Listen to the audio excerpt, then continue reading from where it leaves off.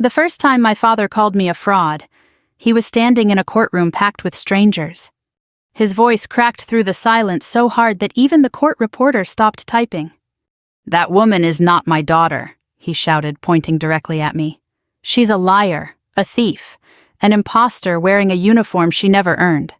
I remember the smell of old wood polish and burnt courthouse coffee, the sharp sting of winter air still trapped in my coat, the weight of every eye turning toward me at once. Then my attorney slid a sealed envelope across the table. Dark blue seal, Pentagon insignia. The judge opened it slowly. "Read one line." Then another. And suddenly the entire room changed. He removed his glasses carefully and said in a voice so quiet it became terrifying, "Everyone in this courtroom will stand up, right now." My father's face lost all color. And for the first time in my life, I watched him become afraid of me. I was born in a town where men like my father were treated like monuments. Cedar Hollow, Virginia wasn't large enough for secrets to stay buried, but it was small enough for pride to live forever. My father, Thomas Bennett, had spent 23 years as a military police officer before retiring with a ruined knee and a personality sharp enough to cut through steel. People respected him because he spoke like a man who'd survived something important. Maybe he had. But by the time I came along, whatever softness he once possessed had already dried up. Especially toward women. "Girls need stability," he used to say while watching my older brother Jake throw footballs in the yard. "Men need purpose." I was 8 years old the first time I understood I would never be enough for him. Jake crashed Dad's truck into a mailbox when he was 16. Dad laughed about it for years. I got a B+ in chemistry once. Dad didn't speak to me for 3 days. My mother, Eleanor, tried to balance the house the way people hold together cracked glass with trembling fingers. She was warm where he was cold, gentle where he was rigid. She used to sneak into my room late at night and brush my hair behind my ear while I pretended to sleep. "You don't have to become hard to survive him," she whispered once. I didn't understand what she meant back then. I do now. By 17, I had already decided I was leaving Cedar Hollow, not for college, not for marriage, for the military. The day the acceptance letter from the United States Military Academy arrived, my hands shook so badly I could barely open it. My mother cried before I even finished reading. "Oh my God," she whispered, covering her mouth. "Claire." But my father barely looked up from his dinner. "You'll wash out in 6 months." The room went silent. My mother stared at him. "Tom." "No," he interrupted, calmly cutting into his steak. "She's stubborn, not strong. There's a difference." I remember sitting there in that tiny dining room with yellow wallpaper peeling near the ceiling, trying not to let him see how badly his words hurt me. Outside the window, summer rain tapped softly against the glass. Jake smirked into his mashed potatoes. And somehow that hurt even more. At West Point, I learned quickly that pain could become fuel if you let it. I learned how to run until my lungs burned raw, how to function on 4 hours of sleep, how to keep moving while men twice my size waited for me to fail. Some of them wanted me gone before I even opened my mouth. But there's a strange thing that happens when you spend enough time underestimated. You stop fearing people. During training exercises in the mountains, I watched grown men collapse from exhaustion while I kept climbing. Not because I was stronger, because I'd spent my entire childhood learning how to survive emotional cold. Physical pain felt simpler. Cleaner. When I graduated, my mother drove 9 hours just to see me receive my commission. My father never came. He claimed he had better things to do. Years later, I would learn he spent that weekend drinking with friends at a fishing cabin. Still, I served. Germany first, then Kuwait. Then assignments nobody in my family fully understood because I wasn't allowed to explain them. I missed birthdays, holidays, funerals, relationships that could have become marriages. Meanwhile, Jake drifted from one disaster to another. Failed business. DUI. Gambling debt. Every time he crashed, my father caught him before he hit the ground. "That's my son," Dad always said. As if those 3 words explained everything.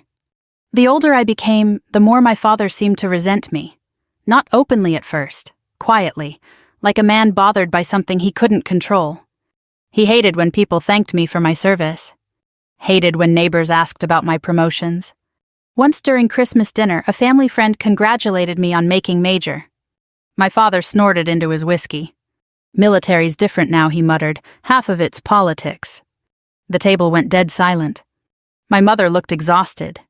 That was the year I realized she'd spent most of her marriage apologizing for a man who never apologized for himself. Then she got sick. Pancreatic cancer. Fast, merciless. The kind that steals people in pieces while everyone pretends hope still exists. I took leave and stayed beside her hospital bed for nearly 6 weeks. At night, machines hummed softly in the dark while snow fell outside the windows. Sometimes she slept. Sometimes she held my hand without speaking. My father rarely stayed longer than 20 minutes. One evening after she fell asleep, he stood near the doorway staring at me. "You always needed attention," he said flatly. I looked at him in disbelief. "She's dying. And somehow you still make it about yourself." That was the closest I ever came to hitting him. But my mother opened her eyes before I could respond. She looked terrified. Not of me, of what we'd become. She died 2 days later with my hand in hers. At the funeral, people told me she'd been proud of me, that she talked about me constantly, that she kept photos of me in uniform beside her bed. My father barely looked at me the entire day.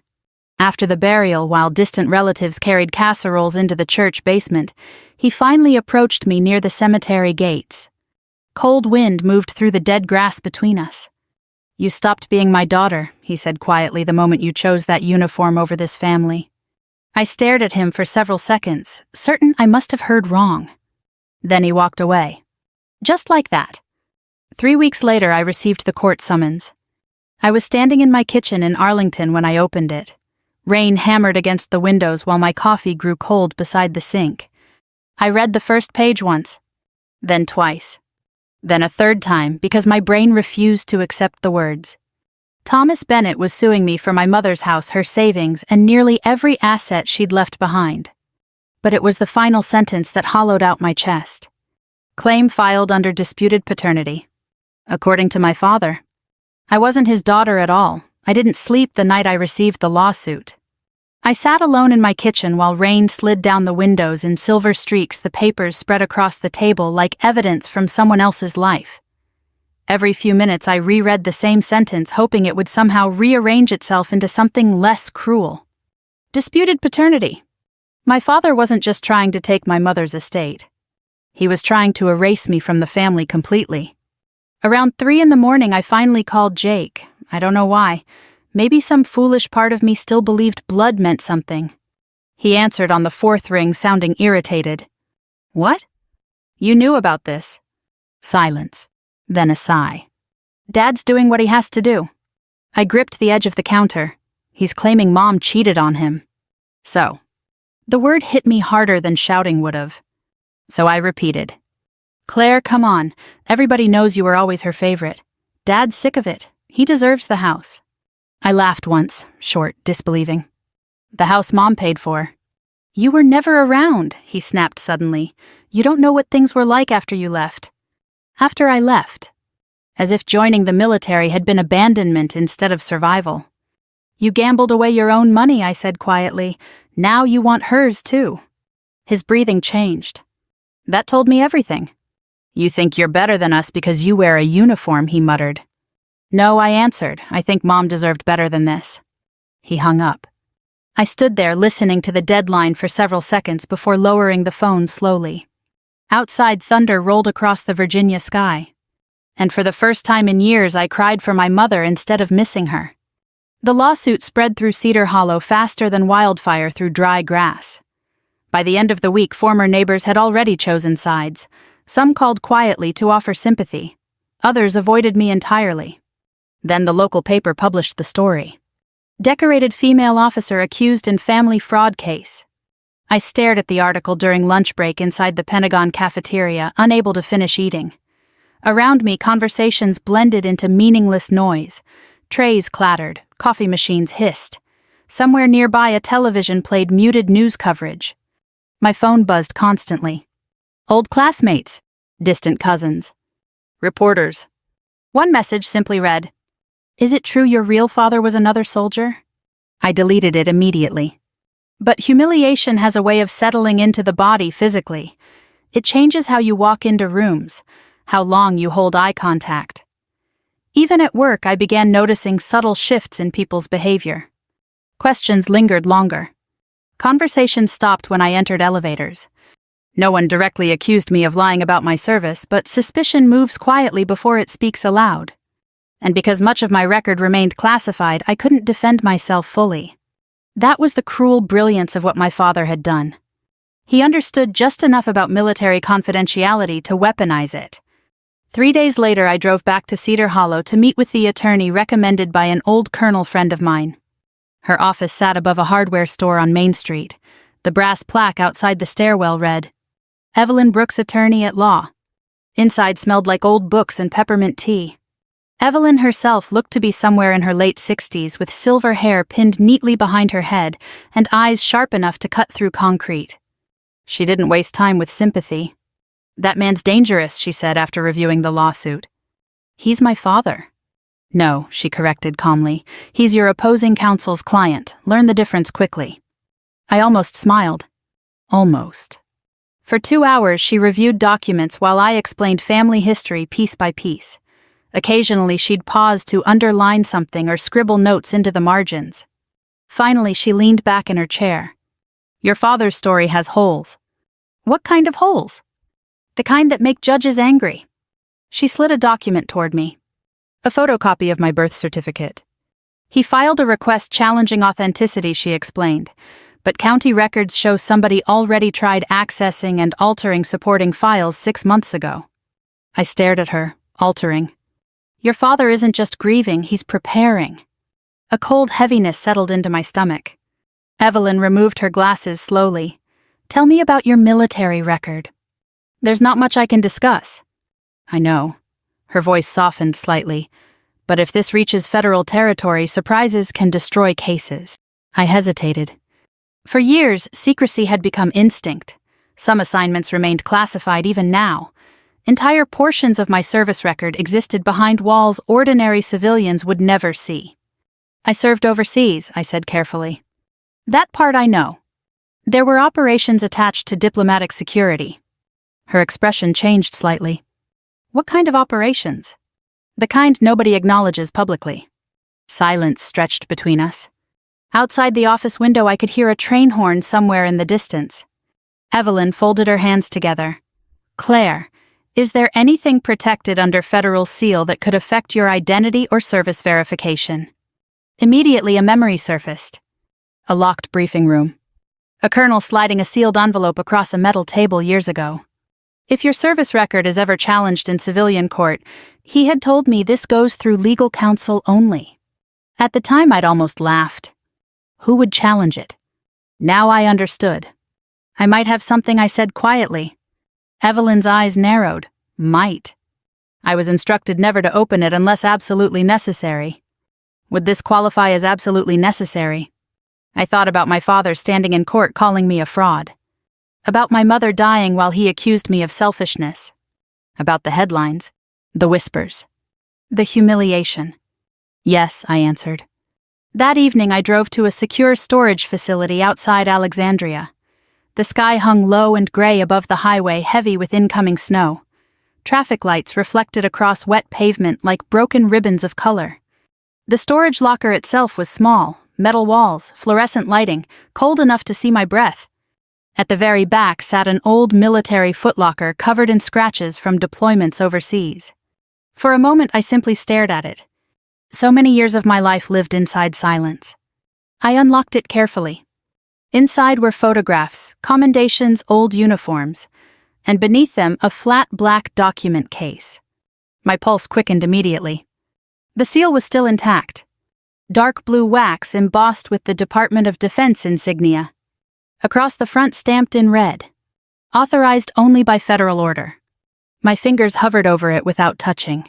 Suddenly the room felt much smaller. I remembered the night I received it, the colonel's expression, the warning in his voice. Some documents protect information. Others protect people. I picked up the envelope slowly. And for the first time since the lawsuit began, I realized my father had absolutely no idea what he had started. The courthouse in Fairfax smelled like wet wool, burnt coffee, and old paper. By the time Evelyn and I arrived for the preliminary hearing, reporters had already gathered outside the entrance beneath a line of gray winter clouds. Camera shutters clicked the second I stepped out of the car. "Major Bennett, is your military record fabricated? Did your mother hide your real father? Are federal investigators involved?" Evelyn placed one steady hand against my elbow and guided me forward without slowing down. "Eyes ahead," she murmured. Inside the courthouse buzzed with quiet excitement. Small-town scandals rarely collided with military secrecy, and people could sense something ugly unfolding. I saw strangers whispering before I even reached the courtroom doors. Then I saw my father. Thomas Bennett stood near the front row in a dark suit that suddenly looked too large for him. Age had hardened him over the past few years. His shoulders seemed narrower now, but his eyes still carried the same cold certainty I remembered from childhood. Jake stood beside him, avoiding my gaze. For one brief second, I almost walked over there. Not to argue, to beg. Some wounded part of me still wanted my father to look ashamed, to pull me aside and admit he'd gone too far, to tell everyone this had been a mistake born from grief. Instead, he looked at me the way people look at enemies before battle, like someone preparing to win. "You ready?" Evelyn asked quietly. "No." "That's honest," she replied. "Good. Honest people survive cross-examination better." We entered the courtroom. The hearing itself began with procedural arguments, but underneath every legal phrase sat something deeply personal and poisonous. Opposing counsel painted me carefully, layer by layer, into someone unrecognizable. A manipulative daughter, a woman who abandoned her family, a military officer with suspiciously incomplete records. At one point, the attorney, a polished man named Richard Vance, held up copies of my service history. "Your Honor," he said smoothly, "significant portions of Major Bennett's alleged military accomplishments cannot be independently verified." Alleged. The word echoed through the room. I felt heat crawl slowly up my neck. Evelyn remained calm beside me, occasionally making notes while Vance continued. "We are simply asking whether the defendant has exaggerated or falsified elements of her identity for financial gain." Financial gain. As though 20 years of military service had been some elaborate inheritance scam. The judge, Harold Whitmore, listened carefully without revealing much emotion. He was older, probably late 70s, with the kind of face that looked carved from stone. The only thing soft about him were his eyes, and even those looked tired. When court recessed for lunch, I escaped into the hallway near the vending machines, needing air that didn't feel poisoned by accusation. That's where my father found me. "You should settle," he said. I turned slowly. "What, you heard me?" He spoke quietly, almost casually, as if discussing weather instead of dismantling my life. "Give Jake the house. Walk away clean." I stared at him in disbelief. "You're doing all this for money, for family. You accused Mom of cheating on you." His jaw tightened. That woman poisoned this family against me for years. The way he said "that woman" instead of "your mother" made something inside me finally crack. "She loved you," I whispered. "No," he snapped. "She pitied me." For a moment I saw it. Not anger, humiliation. The deep, rotten kind men carry when they spend their lives fearing they were never respected in the first place. My father leaned closer. "You think those medals made you important?" he asked quietly. "You're still just a girl who ran away." I should have responded. Instead, I noticed his hands trembling, not from age, from desperation.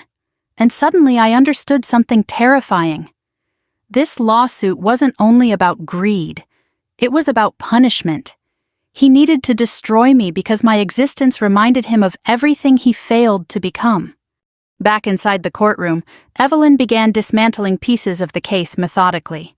She presented banking records showing Jake's debts, mortgage documents proving my mother paid for most of the family home herself, evidence that my father had attempted to access restricted county files months before filing suit. The judge's expression darkened gradually. Then Vance made a mistake. We intend to call witnesses who can testify the defendant frequently exaggerated military accomplishments impossible to verify. Evelyn stood immediately, impossible for whom Vance hesitated. She walked slowly toward the evidence table. Your Honor, opposing counsel continues implying absence of public records equals absence of service. Because there are no complete records available, Vance replied sharply. Evelyn turned toward him fully, or because some records are protected. The room became still. Vance scoffed lightly. Protected from a probate court. Evelyn didn't answer right away. Instead, she looked toward me. That look said one thing clearly. Now. My pulse began pounding hard enough to hurt. Slowly, I reached into my briefcase and removed the sealed black document case. The moment it touched the table, Evelyn's expression changed. Even she hadn't expected it to look so official. Several people leaned forward in the gallery. Vance frowned. What exactly is that Evelyn ignored him? Your Honor, she said carefully, the defense requests permission to submit sealed federal documentation regarding Major Claire Bennett's protected service record. My father laughed under his breath. Oh, this ought to be good. The judge extended his hand. Evelyn carried the envelope forward herself. When Judge Whitmore saw the Pentagon seal, his posture shifted immediately. Not dramatically, but enough. Enough for every person in that courtroom to feel it. He inspected the red authorization stamp for several long seconds before carefully breaking the seal. Paper crackled softly. The courtroom had become so quiet I could hear someone coughing in the hallway outside. The judge read the first page, then the second. His face changed completely. Not confusion, recognition. He removed his glasses slowly and reread one paragraph again. My father shifted impatiently. Your Honor. No response. Judge Whitmore continued reading. Vance finally stood. Your Honor, if there's an issue with admissibility, sit down. The words came out sharper than anyone expected. Even Evelyn blinked. The judge looked directly at me then. Really looked at me for the first time since proceedings began. And suddenly something in his expression resembled respect.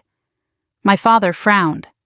What the hell is this? Judge Whitmore folded the documents carefully. Then he placed both hands flat on the bench.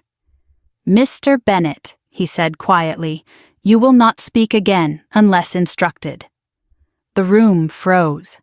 My father actually laughed once in disbelief. I'm sorry. The judge looked toward the bailiff. Then, in a voice that carried through every corner of that courtroom, he said, everyone in this courtroom will stand up immediately. Chairs scraped backward. Confused murmurs spread everywhere. Beside me, Evelyn exhaled slowly without speaking. Across the aisle, my father's face had gone completely pale. And for the first time since this nightmare began, I realized the truth was finally entering the room. Nobody moved at first. Not completely. People hesitated halfway out of their chairs, exchanging confused glances, while the courtroom filled with the dry scrape of wood against tile. Even the reporters looked uncertain whether they were witnessing a legal procedure or the beginning of something far bigger. Judge Whitmore remained standing behind the bench, one hand resting on the sealed Pentagon documents. Bailiff, he said calmly, closed the courtroom doors. The heavy doors shut with a deep metallic thud. My father looked around nervously. What is this supposed to mean? The judge ignored him. Then he looked directly at me. Major Claire Bennett, he said carefully, please remain standing. Something shifted in the room the moment he used my rank without hesitation. Not alleged. Not claimed. Recognized. My throat tightened unexpectedly. Judge Whitmore cleared his throat. The federal documentation submitted to this court confirms that portions of Major Bennett's service record are protected under national security classification, authorized by the Department of Defense. Whispers exploded instantly across the gallery. What? Classified. Oh my God. The judge raised one hand and silence slowly returned. These records further establish that Major Bennett served in multiple authorized operations, attached to diplomatic recovery and defense coordination overseas. Vance stood abruptly. Your Honor, I object to. You object, Whitmore interrupted sharply. The old judge removed his glasses again, and this time there was anger in his eyes. You brought a decorated military officer into civilian court and publicly accused her of fraud without understanding the nature of federal protection statutes. Vance's face drained of color. My father looked completely lost now. What decorated officer? She worked some office job overseas. Judge Whitmore turned toward him slowly. Mr. Bennett, he said, your daughter received commendations this court does not even possess clearance to fully review. The silence afterward felt enormous. I could hear my own heartbeat. My father stared at me like he'd never seen me before. And maybe he hadn't. The judge continued reading portions deemed allowable for civilian disclosure. Most details remained vague, but the impact didn't require specifics. Diplomatic extraction support. Personnel recovery coordination. Direct operational distinction. Federal commendation under sealed authorization. Every phrase landed heavier than the last. Jake looked physically sick. Meanwhile, I sat perfectly still because years of military conditioning had trained me to control emotion in public, but inside memories were rising fast and violent. Sandstorms swallowing entire roads in Kuwait. The metallic smell of blood inside transport aircraft. A terrified embassy employee gripping my arm while gunfire echoed 3 streets away. Faces of soldiers who never made it home. All the things I carried silently while my father told people I wasn't strong enough. Judge Whitmore finally lowered the papers. This court acknowledges Major Bennett's service as legitimate, verified, and federally protected. The words hit me harder than I expected. Not because strangers believed me now. Because my father was hearing them. Publicly.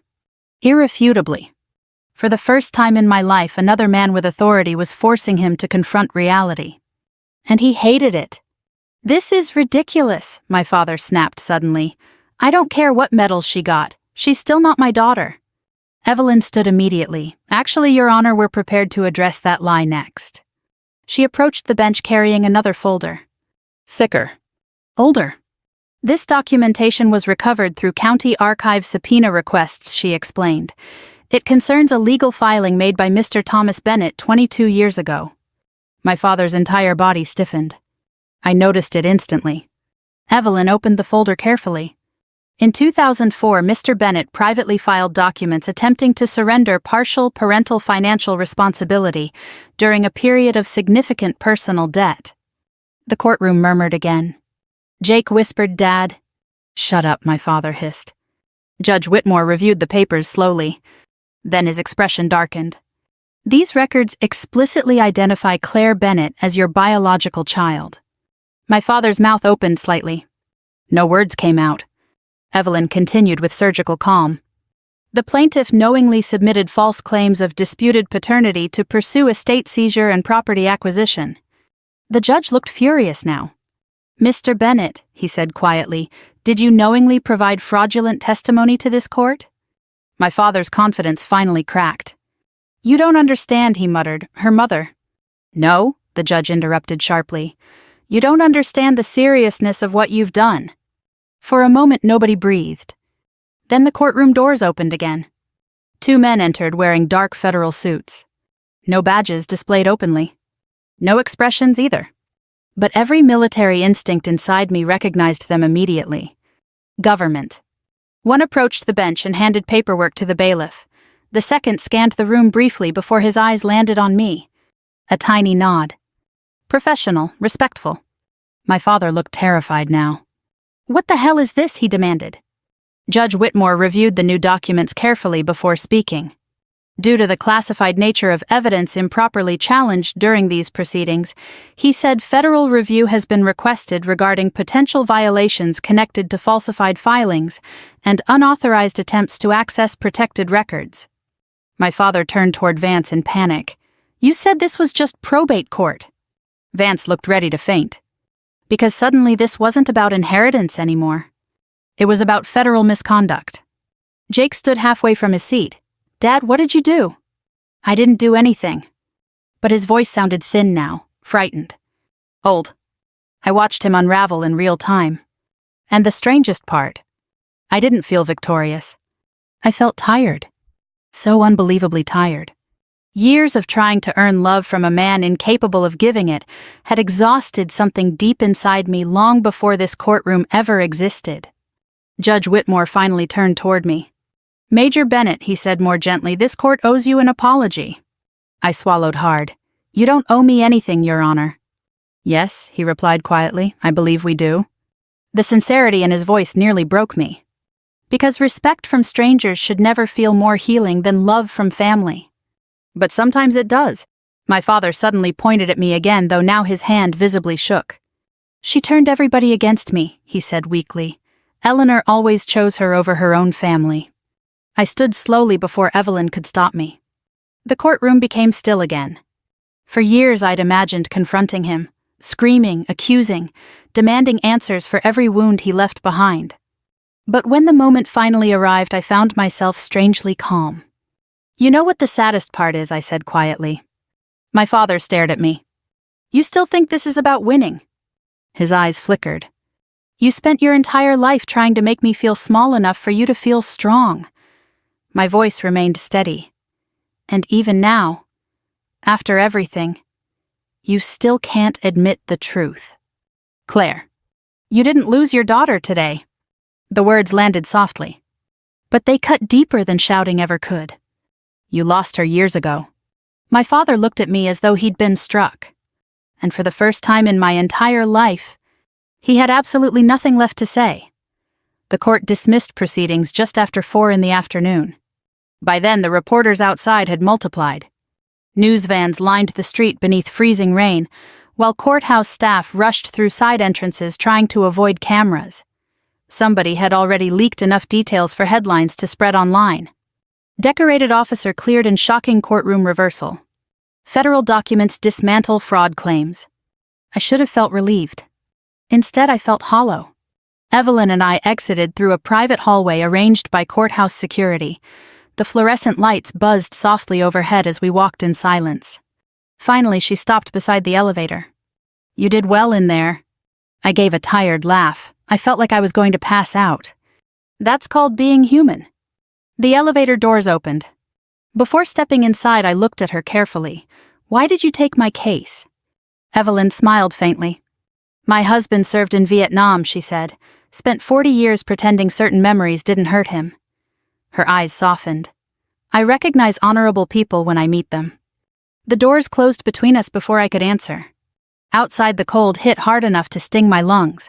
Rain mixed with sleet beneath the darkening Virginia sky, while agents quietly escorted me toward my vehicle. One of them, tall, gray-haired, probably former military himself, paused before I entered the car. "You handled yourself professionally, Major." "Thank you." He hesitated briefly. "For what it's worth," he added, "people know what you did overseas, even if they can't say it publicly." Then he walked away. I sat inside the car for several moments afterward, staring through the windshield while rain blurred the courthouse lights into soft gold streaks. All those years protecting secrets, missing holidays, burying grief, watching friends folded into flags. And somehow the thing that nearly destroyed me wasn't war. It was family. 3 weeks later, the judge formally dismissed every claim filed by my father. Not partially. Completely. The ruling included harsh language regarding fraudulent testimony and intentional deception. Federal investigators continued reviewing the forged record requests connected to the case, though Evelyn warned me those outcomes might remain confidential. Jake disappeared almost immediately after the hearings ended. Rumor said he fled to Florida to avoid debt collectors. My father stayed in Cedar Hollow. Alone. People in town treated him differently after the trial. Respect built over decades vanished faster than anyone expected. Turns out communities admire proud men only until they publicly destroy their own daughters. Especially military daughters. I returned to my mother's house in early spring. The property sat at the edge of town where maple trees lined the road in uneven rows. When I unlocked the front door for the first time since the funeral, the smell hit me instantly. Lavender. Old books. Coffee grounds. Home. Dust floated through golden afternoon sunlight, while silence settled gently around me. For several minutes I simply stood there listening to the quiet. No accusations. No tension. No waiting for someone to criticize the way I breathed. I walked room to room slowly. The kitchen curtains my mother loved still hung beside the sink. Her reading glasses remained folded neatly near the living room lamp. A knitted blanket rested across the couch exactly where she'd left it before the hospital. Grief returned differently this time. Softer. Less violent. Like missing someone instead of drowning in them. Late that evening, while sorting through boxes in the attic, I found a small cedar chest tucked beneath old winter coats. Inside were photographs, birthday cards, and several sealed envelopes with my name written across them in my mother's handwriting. My chest tightened immediately. Hands trembling slightly, I opened the first letter. Claire, if you're reading this, then I'm probably gone, and knowing your father things may already be difficult. I had to stop reading for a moment. Outside rain tapped gently against the attic windows. I continued slowly. Your father was not always cruel, but somewhere along the way life turned his disappointments into bitterness. And bitterness is a hungry thing. It consumes everyone nearby. But never mistake his inability to love properly as proof that you were hard to love. Tears blurred the page. I wiped them away quickly and kept reading. He feared your strength because he spent his whole life doubting his own. I never did. I pressed the letter against my chest and cried harder than I had during the trial.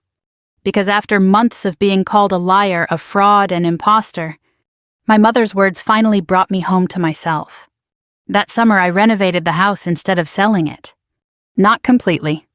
I kept the creaking floors she loved, the blue kitchen tiles, the garden out back where she used to grow tomatoes every spring. But I changed enough to make the house mine too.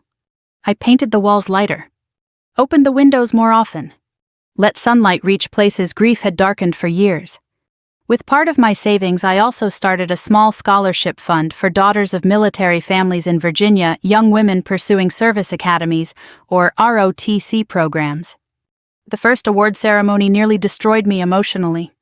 Watching those girls stand proudly in pressed uniforms while nervous parents clapped from folding chairs, I realized something important. Cycles end when somebody chooses not to continue them. My father taught me silence. My mother taught me endurance. But I wanted to leave behind something better than survival. Then one October evening he came to the house. I saw him through the front window before he knocked. Older now.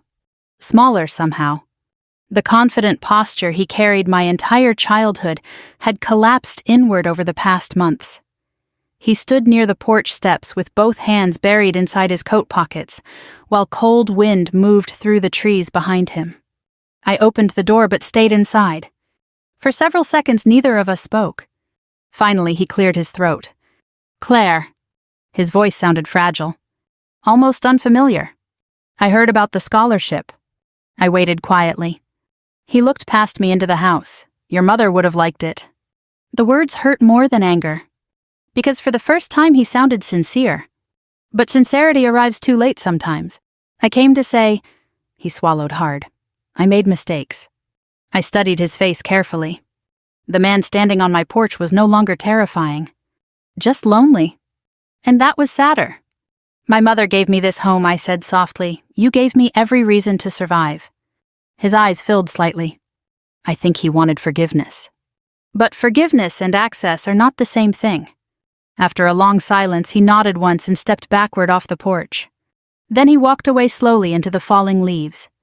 I never saw him again. Sometimes people ask whether winning the case felt satisfying. The truth. Justice isn't the same as peace. The courtroom gave me back my name. But walking away from my father, finally walking away without needing his approval, that's what healed me.